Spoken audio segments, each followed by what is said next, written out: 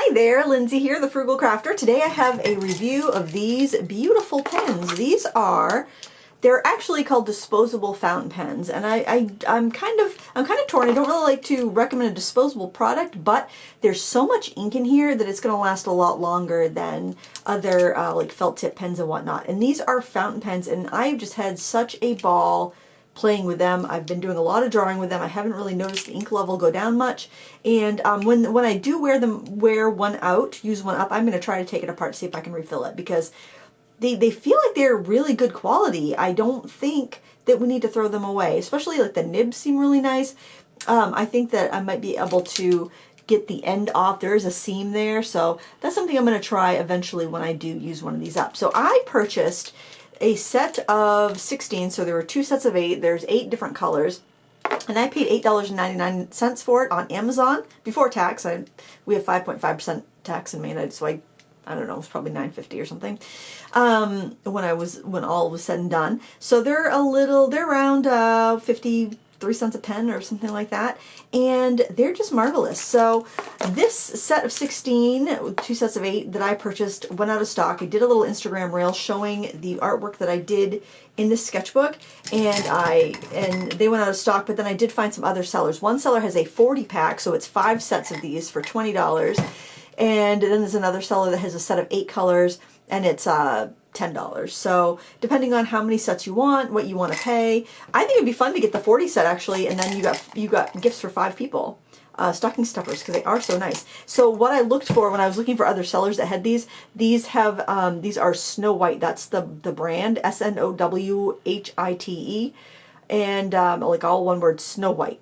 And look for that if you're. I will link to the 2 that I found that I definitely know are the same brand, but there seems to be a lot of sellers that sell that on Amazon. So I wouldn't even say I was in an art block, but I'm always looking for ways to kind of like spark that creativity. I think when fall comes along and it's kind of getting dark, I just lose a lot of energy just to come downstairs and work, because I work in a basement. It's kind of chilly, and I just want to like hang out upstairs and cozy and see the sunlight for the short hours that it's available. So I put these in this little jar with a water brush. I had a little paper towel, and I sat on the couch. And this was a sketchbook that I didn't like, and I brought it with me on the Inktober retreat, and I didn't touch it. So I was like, well, why don't I just kind of play with these and see what they're like. So when I'm stuck, I don't really know what to draw, I'll draw my supplies. So I went ahead and drew my pens, just very loosely, and then I took a wet brush and I started dragging the ink around, because I was curious as to if there were watercolor ink or not. So I did the 7 colors here, and then I did the black over here, and just started sketching like a little carnival ride and some little people and a person. I just started doodling and spreading around the ink, and man, I had so much fun. So I brought this book upstairs with my little cup full of pens, and I watched some TV, and I did some doodling. And so first I'm like, well, we had some gourds sitting around, so I'm like, I'll draw some pumpkins. And then Alice Lynn posted the shop front challenge, and I'm like, well, I'll just draw that little shop front. And although it's not great, I had fun doing it.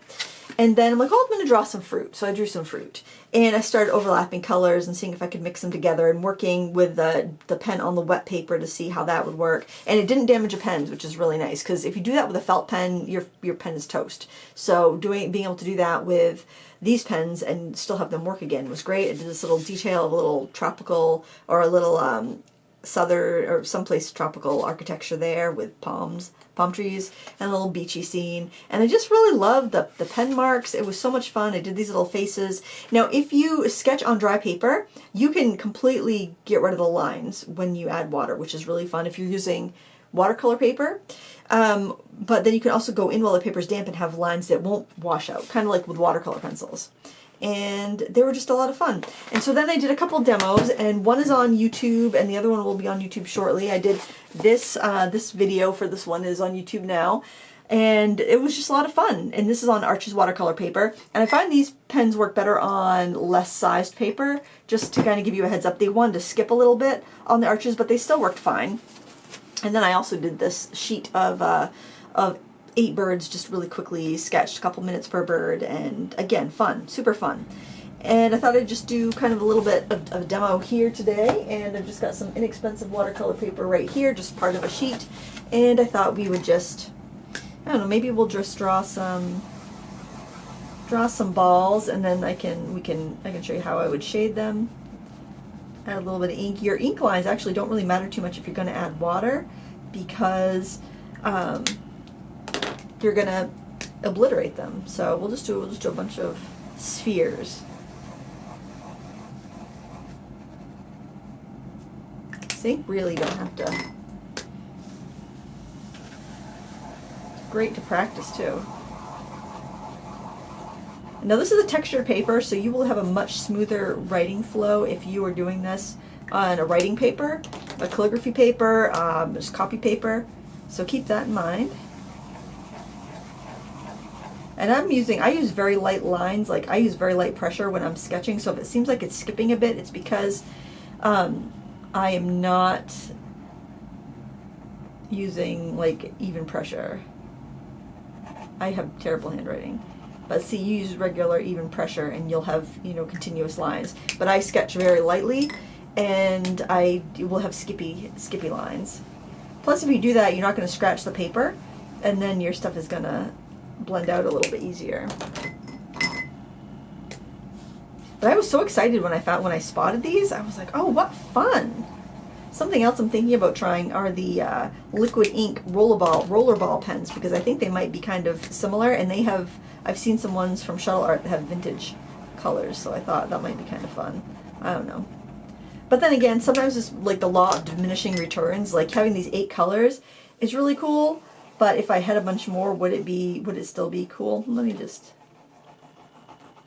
This one, the black one seems a little bit. I don't know. I didn't know if maybe I used it over wet paper too much, but I think it's just the way I sketch, because. Yeah, it's writing fine.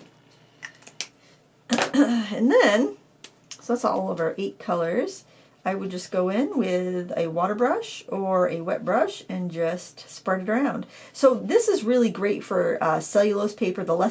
I found that this worked better on the cellulose Hahnemühle accordion sketchbook, much better than on my Arches watercolor paper. I just think it's because the Hahnemühle was a little bit less sized, and maybe the cellulose is just, I don't know, it just works better than the cotton paper for these. But I love the versatility of it. Just draw some lines, spread it out. The harder you draw, the more you're going to dent the paper, and the less chance that it's going to fully spread out. But you can even scrub up color and blot it off if you want to. Like I must have gone kind of hard on that one because that doesn't want to fully dissolve. But then I can go in if I want to, and I can work into that wet ink.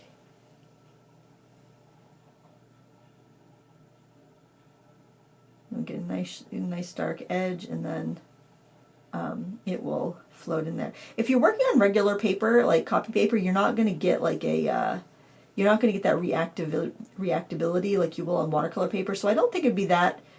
Like if you're worried about sending a letter to somebody and it goes through the rain. If you're on a watercolor postcard, yeah, you might want to worry about it. But if you're just working on like I use these a lot. I'll like get them wet and fold them up and put them in a little CD envelope, a plastic CD envelope, and use those for blotting my brush. But I'll just start a new one right now. They're little compressed towels. They're really, really absorbent and wonderful for this. And I reuse them. They're disposable per se, but I keep reusing them and rinsing them out and wringing them out and reusing them, and they work great. Just because somebody says something's disposable doesn't mean it has to be.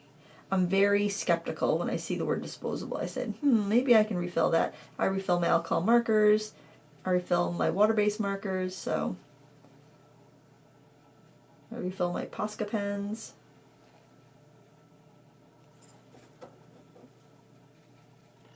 Oops, I got a little too much water on there, I think.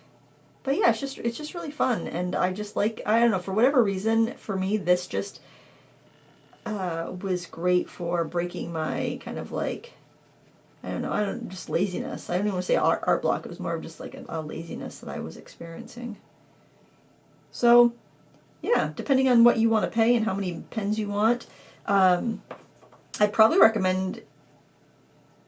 I don't know, I love that set. I love the pack of 2 sets. I thought that was great because then I can have a set in my travel bag and a set in my studio. But the set of 40 is a better price per pen than the set of 8. But obviously you do what you want to do. There's a lot of ink in there. I think they would make really fun gifts though, so I'd probably buy the big pack and then do some little gifts with them. So I wanted to share this because I really liked it, and maybe you're looking for something inexpensive for Christmas. Maybe you're an art teacher and you have students you want to buy for. That'd be a nice way to get some really unique stuff at a low price, and they just work great. I think they're a lot of fun, and I hope that you found this review useful. Like I said, there's a couple demos. Both of those bird pictures might be up by the time this video goes live, but there's you know, there's a lot of ways to use them, and just use them as pens just for writing as well. No scratchiness. They write smoothly, beautifully. I don't know why they're so cheap, and I don't know how they're so well made, because they don't feel like they're going to break or run out or be scratchy. And I bought like refillable fountain pens before that were budget friendly that were just awful, and I had to do so much work to them just to get them to work, and this is not the case here. These are great. So if you enjoyed this video, please give me a thumbs up. Thank you so much for watching. Share it with a friend, and until next time, happy crafting. Bye!